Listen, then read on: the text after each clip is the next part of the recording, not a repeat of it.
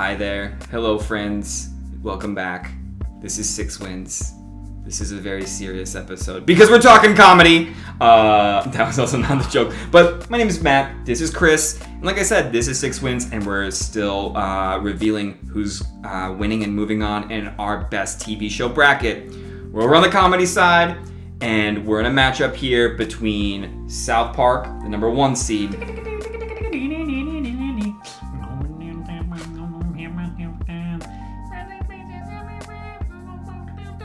Okay. Nice. I was just going to let you go as long as you wanted. So South Park is going up against Saturday Night Live. It's Saturday Night Live. Nice. I was like, is he going to try to do saxophone noises? And I was like, oh, that's way better. That's way easier. Trying to do the one guy. I'm not very good. He's got a very distinct... I don't even know who that is. Yeah, but he's been doing it the same way for, I feel like, 40 years. Yeah. Ladies and gentlemen, Will Ferrell. Yeah, for sure. You can just hear that tone and that cadence that he announced everybody's name. Bobby Moynihan. I don't know why I picked Bobby Moynihan. Kenan Thompson. Yeah. Well, like I said, we're talking about this matchup, and we're gonna let you know who won. We're gonna let you know our thoughts. But if you're new here, if you're not new here, but you haven't subscribed, don't smash like buttons, don't smash subscribe buttons. You just gotta click it. Like, gently caress it. Like, we don't need you. That's why most people don't get subscribers, because it goes smash that like button and people go pfft, and it doesn't work. No. It's not gonna work. You take your mouse and you click it. So do that. Or that's to like tap. Yeah. You gotta tap. Maybe you got a touch screen. Yeah. These people, like, I know. This is like they never used technology before. The people that make these videos like smash buttons. Like, that's not how buttons work, man. No, that's how you break them. That's how you break them. A new phone, or at the very least, a new screen protector. Yeah. So you heard it here first. This is good, just tech practice to live by. So when you're letting people know, like, where you heard it from, 6 Wins let you know you don't smash buttons. You smash mouths, because you're an all-star. All right. Oh, we gotta do it. Wait, are you doing? It's just the way that you want. Oh, I can't remember what. Oh, there you go. It's one of them. It's not all star. Then the morning comes. That's a really good song. That is a good one. Oh my god, yeah. I was like, are you doing Walking on the Sun? But no, that was it was not Walking on the Sun. It just came out. You know how sometimes there's that moment in the summer where it really sinks in that it's summer? Like, I would say I'm like 15% just happier in the summertime. Yeah. And then you get used to it. But like, I notice like when that time hits, when you hear that first song of the summer and it just hits you differently than it has like all winter. That's my song of the summer. Oh, nice. Because it's like rediscovering a song. It's like you've heard it before, but you haven't heard it in such a long time. Yeah. Where's this been? Like, this is the jam. It takes you back to another summer. You think about the public pool that you accidentally pooped in and you got away with it because you blamed it on your other friends you haven't talked to in like years now because you have falling out. Right. Like I said, we want to talk about which TV show like these are people. Woo. Which TV show which TV show we would pick as the better one between South Park and Saturday Night Live.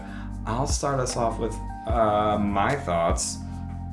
I don't want to go into too much detail because we've talked about this before, but like these shows have been around both for so long. I mean, obviously Saturday Night Live has been around for a very long time, but South Park has also been around for 20 plus years at this point. Almost 20 years? No, more 20? Than 20. Yeah, it should like be 99. It should be at least like 25. Yeah, 25? about 25.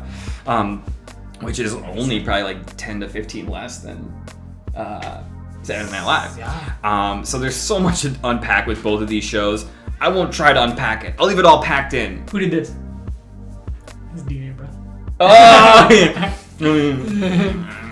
Sorry. Random. Random wrestler. I can't think of the word. Eccentricities. Yeah. I'm just gonna say it. I'm gonna pick South Park. Saturday Night Live is, as much as sketch shows. A sketch show is hard to like really rate and put up against. This is one of those ones where somebody would say like apples to oranges, man, and I'd smack them because you can compare anything. Yeah, I love your take on apples to oranges. Like, you can't do that. It's comparing apples to oranges. What do you say about that? Well, I know they don't mean... I know it's a saying, and they don't mean it literally. But of course you can compare apples and oranges. Of course you can. You could be like... You could say, like... Because there are a lot of people that are like, yeah, I like apples, I don't really like oranges. And you'd be like, why? Well, I don't like that I have to peel an orange. Mm-hmm. I don't like that it's, like, more sort of soury. Mm-hmm. I kind of like the lighter... less juicy thing like an apple. There's plenty of ways. They're different colors. You can compare them and contrast them that way. Where'd you guys go to school where you can't compare and contrast an apple and an orange? Yeah, I don't mean to go all, George Carlin on this thing, but, it's a saying, but it's a saying that makes no sense. Yeah. I love that. I don't know. Yeah, I don't know who started that saying.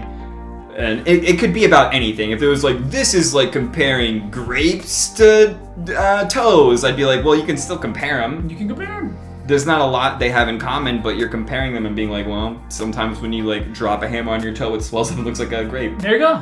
Or some of them, they're about the same size. Yeah, I was gonna say something really. It's mad I picked toes. I don't know why I picked toes. It's so different from grapes. Uh-huh. This is for the certain people out there. Is this going on the Patreon? We don't have a Patreon. One people might like to put in their mouths, and one people might really love to put in their mouths. Yeah, a lot of foot people out there. A lot of foot people. I feel like if you're a foot person, you got it made.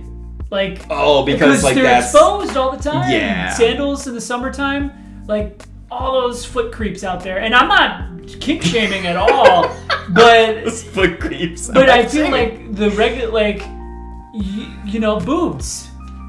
I like boobs, but they're all covered up. Yeah.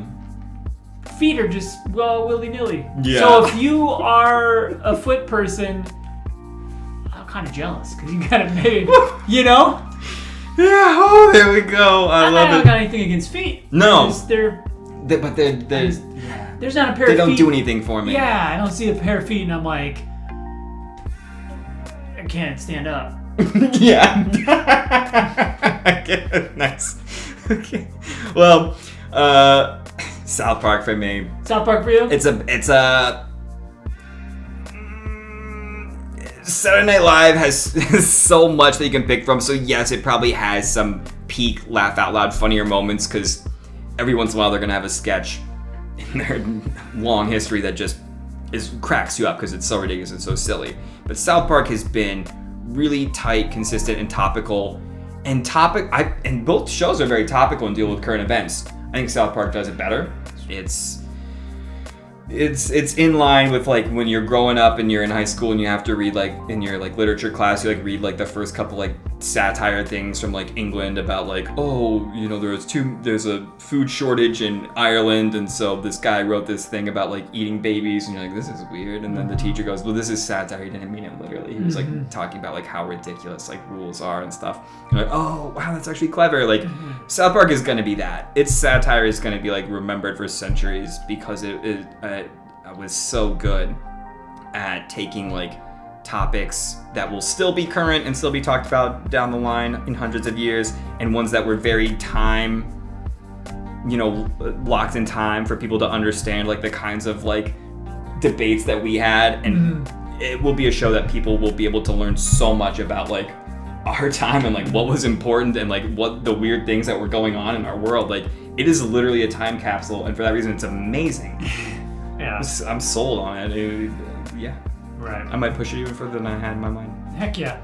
I'm also going South Park, and keep in mind, I love Saturday Night Live. Some of my favorite comedic minds of all time have either been just players in the show or hosted the show. Hard to think of anyone that is in that category that hasn't, but you're talking about Eddie Murphy, Norm Macdonald, Farley, Sandler, like the golden years for me, Farley, Sandler, Spade, Mike Myers, Dana Carvey, like that mid-90s period. But then like Will Ferrell, Bill Hader, Jason Sudeikis, Kristen Wiig, like all these people that went on to make just awesome comedy films.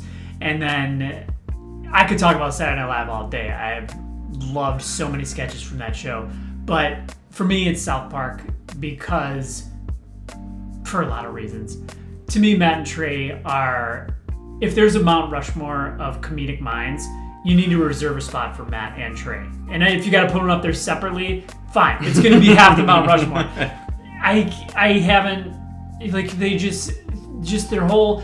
I remember Comedy Central one time held like a comedy award show, and they were like, this awards for comedy, like that's so like that doesn't compute, and they made a whole episode about that. Like Awesemo were just like, comedy awards doesn't compute, like, you know, that means you're taking it seriously, and it's just so funny. And just, I'm a big podcast fan. I listen to all my favorite comedians of today talk comedy, and Matt and Trey will come up every so often, and I'm so glad to hear that it's not just me that puts these guys up on like the highest pedestal possible. It's all these comedians are just like, you can't say a bad thing about them. Like, their just whole approach to everything. And then, I mean, not even talking about how, you know, the South Park movie, hilarious. Orgasmo, hilarious. Basketball, you know, say what you will about it. They didn't write it. It was David Zucker, but still hilarious. And then Team America, just one of my favorite comedy movies of all time. And then just like hit after hit after hit, all while not even taking themselves seriously at all. And then they were like, well, we like musicals. We want to try Broadway. Boom. One more Tony Awards than like anything in history. Their first crack into Broadway. And then, I mean... Broadway episode. Right. Broadway, Broadout. Broadway. So good. And the Fish Sticks episode, to me, is just perfect Matt and Trey. Because... So basically... like, I'm a big hip-hop fan too, right? But I understand the idea that like writing a diss track about another rapper, like, while I've been very entertained by that concept a lot of times, like, it's really stupid. Like, I kind of miss the diss days though. Okay, but no, bit. But yeah, it is. Yeah. It is. It's like grown men. It's like talk. You have a conversation. Like, and in a way, it is like, and like. Eminem to me is like the king of the diss track. So when he came out with MGK Kill Shot, I'd be lying if I wasn't like, that to me just blew my mind. Like, I was just like, that is so awesome. Like, so it is cool. But that being said, Matt and Trey basically destroyed Kanye West in an episode, and then they made that silly Gay Fish song that they were just messing around on. But to me, that's like one of the best diss tracks of all time. So I went a long way to say that just about, you know, Matt and Trey just writing this like Gay Fish song about Kanye West. Like, it's so absurd and so silly, but just, and to my knowledge, he actually came out and just like, yeah, maybe I do take myself a little too seriously. It was like the only thing to ever like briefly humble Kanye West for like a minute, and then he got mad about it later on. But just how centrally focused they are on comedy. Like, the fact that there was a rule that, you know, you can't show Muhammad, and they're like, okay, well, what if we show Muhammad in a big semi-truck? Can we do that? And they're like, well, you're not showing Muhammad, so yeah, sure. And then they're like, okay, well, what if he's wearing like a costume? Like a, you know, we're not showing him, but then it just became like, they're so good at just like pushing those boundaries and getting the best product that is humanly possible, all while making fun of being super hilarious and taking these like big global issues that are all complicated and always giving a unique perspective on it. To me, in my simple mind, always makes more sense than the opinions that I had going in. Like, I can't tell you how many times I've had my mind made up on an issue that I watched a South Park episode and I'm just like, oh yeah, I think that. I don't think what they think. I don't think what I think anymore. They're right, I'm wrong, whatever. And gosh, like I said, it's my favorite show of all time. My wife hasn't seen a ton of South Park, but recently, over the past couple of days, I've shown her a couple episodes. So that's been really cool. Ooh. I showed her one of my favorites of all time, Margaritaville, the one about the economy, where it starts off and Stan goes to like deposit money he got for his birthday, and the bank teller is like, oh yeah, what a good decision. We're going to put this right into your account, and it's gone. And so that's one of my favorite episodes. She didn't love that one, but then I showed her the episode with Caesar Milan, the dog. Oh, yeah.